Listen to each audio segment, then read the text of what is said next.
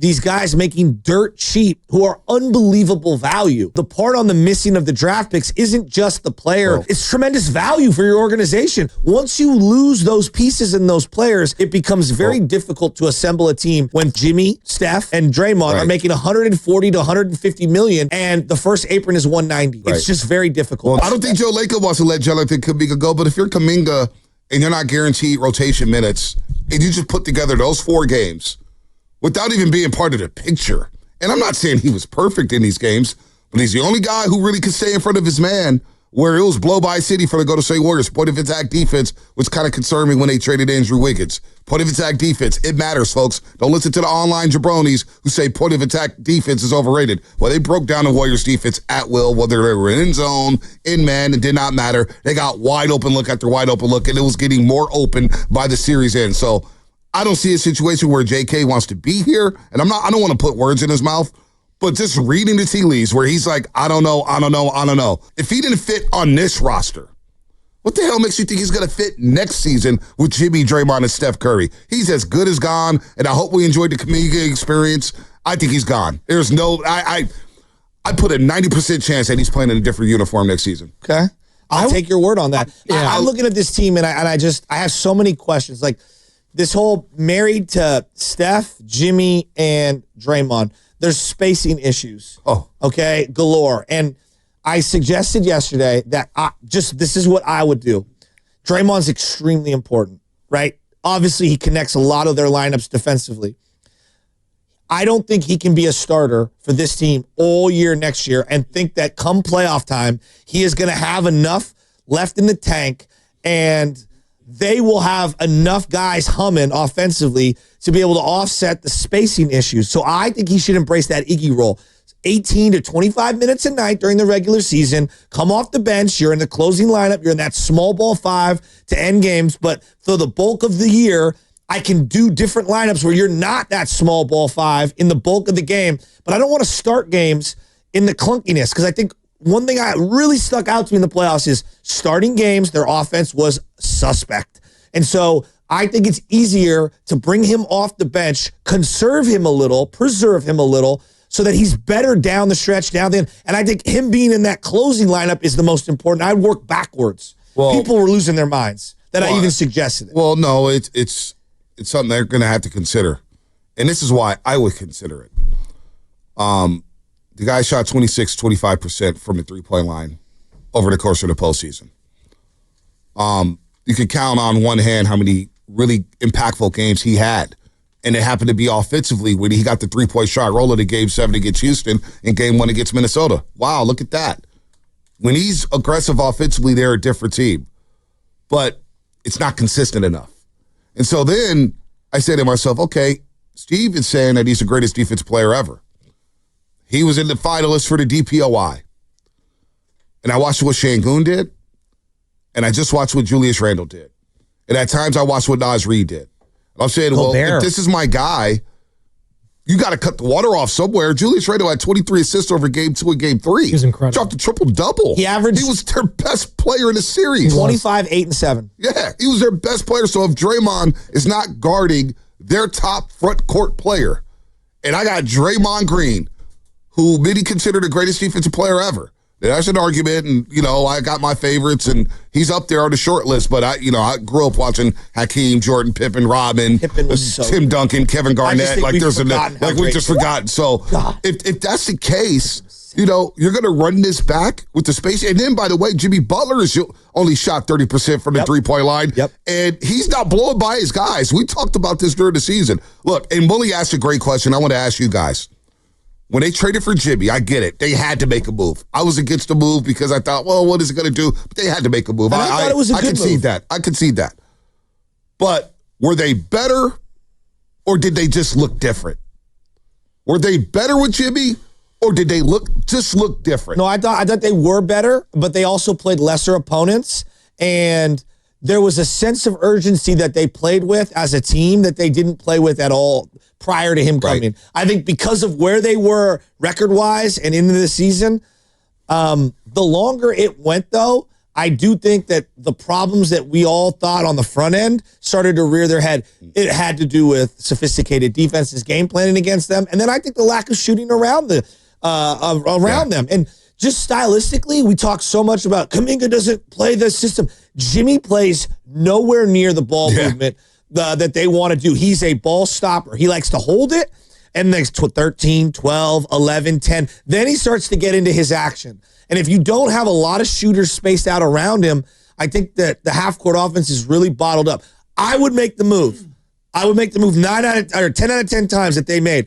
That being said, I'm also not opposed to thinking like, okay, it was good, but if I could flip Jimmy for something else, I would be open-minded. It'd have to be the right deal. It would have to be the right deal. We're in lockstep here. What about you, Joe? I was very disappointed in quote-unquote, maybe that's my own expectations I put on him. Just Jimmy Butler, as soon as Steph went down, I get it. It's a tall task. But we all gassed this guy up. I did it, and I had to take a step back yesterday. There's a Grand Canyon gap between Stephen Curry as a superstar and Jimmy Butler as a star. And I needed to check myself because when they made the trade, I was like, wow, they got another legit playoff performer. But you know what? That was a different team and a different player in a different situation. Yeah. And he was younger. And he was in the Eastern Conference. And he was much different Eastern Conference. You're playing in the West. Correct. Well, you got some long athletic dudes in Houston, Minnesota, Oklahoma City, San Antonio, Dallas, the Clippers. The Lakers are going to retool. Listen, the West is not getting easier. So I want to say this because I don't want to be all doom and gloom. But one thing, we touched on this a couple months ago. There's an Orlando game in Orlando where Stephen Curry scored 56. And Willie tipped it off. That's why watching the game with Willie, I'm like, oh, wow. And then I start to see it, and I'm like, oh, snap. Oh, I see it now.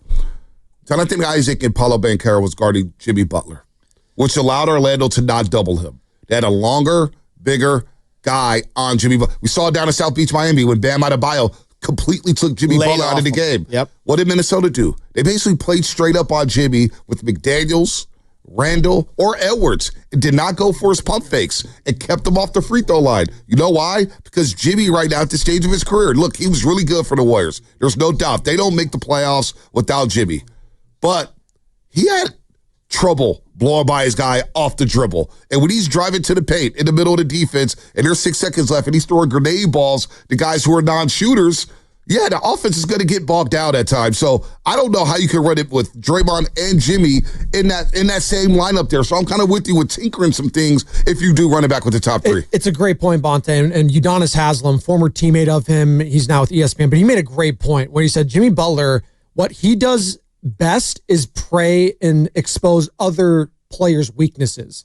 If those players aren't showing weaknesses and they're a better player overall than Jimmy, they're going to have their way more often than not with him because he's a guy that's more mental. He does have physical intangibles. He's a bigger guy. He's 35. But he's 35. He's not, Anthony folks, Edwards. Again, there's no team that's ever won a championship in NBA history when your top three players are 37, 35, 35. So I understand why Joe Lacob and Bob Myers and now Mike Dunleavy was trying to make this thing work with the youngsters. Now, I'm watching the Celtic City doc. I started going back in history thinking about all the dynasties, right? The Celtics had lulls after dynasties. And then they tried it with Lynn Bias and Reggie Lewis. And they both died. They both died, unfortunately. Yeah. The Bulls, they just ended up blowing it up. Shaq and Kobe, which they traded Shaq. There were some dark days for the LA Lakers. San Antonio tried to thread the needle with Kawhi Leonard. And hell, they were maybe the closest team to extending it. And then Kawhi's ankle in game one against the Golden State Warriors in 2016, or 2017, I should say. Zaza goes underneath. All of a sudden, Kawhi's not there anymore. He wants out of San Antonio. It is hard to keep things going, which is why I still scratch. Like, during that series, I don't know if it was just me. And I'm watching game 3, where the Warriors that was the game to steal. They were on 4 going into the fourth quarter. Final 7 minutes. He went 1 of 7 in the fourth quarter. 1 of 7 in the fourth quarter. But I kept thinking while watching the Warriors dribble, shot clock's running down, dribble. They can't penetrate the paint. They can't get 2 feet in the paint. Fakes. I kept thinking about Jordan Poole saying, damn. Because in the article that Slater and Marcus Thompson just wrote, they just wrote this. And I had to take a lap. I had to take a walk around the neighborhood after reading this one. I'm not going to lie. I got a little infuriated. But the need for their offensive punch was magnified this postseason. Some of the organization who landed on the side of exploiting Podziemski's value see a need for more of a Jordan Poole-type of playmaker, a confident shooter and offensive creator who can share in the playmaking load with Curry and Butler. Both veterans will require rest and management next regular season. So that's the other thing. You're going to need to rest and load manage your veterans. And by the way, when Jimmy got here, they didn't play OKC. They didn't play Minnesota. They played the Lakers once. They played the Clippers once. Who else? Denver. They played Denver basically without Jokic. Houston. They played them once and they lost. They played them twice. They beat them before the All-Star break, but they lost on April 6th, when Steph Curry got 3 points. So you're going to see the whole energy a lot of next season in the Western Conference. And Mavericks are going to be better. You think the Spurs are going to do things like Cooper Fly. The Mavericks, by the way. Yeah. What you haven't addressed is the financial thing. So, like, part of why Poole was, so important, and Kuminga and Moody and Wiseman before their extensions, the fountain of youth in this league is Chet Holmgren on a rookie deal, is Jalen Williams on a current rookie deal, Jordan Poole when he was on a rookie deal. If you're going to have bloated, expensive contracts and guys who are very, at top of the market, if you will, in $60 million Steph, which he's earned, and $25 million Draymond, a couple years ago, $50 million Clay, you need to have these guys making dirt cheap who are unbelievable value.